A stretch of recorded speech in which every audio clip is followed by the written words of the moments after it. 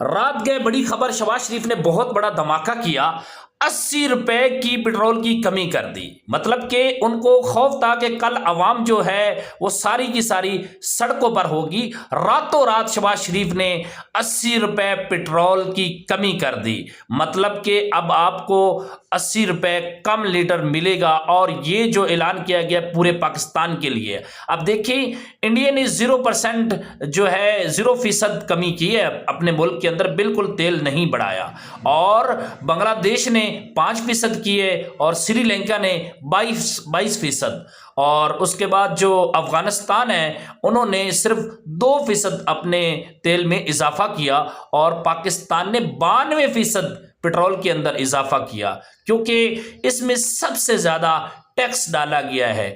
وہ 211 روپے 1 لیٹر کے پیچھے پاکستانی اس وقت ٹیکس دے رہے ہیں۔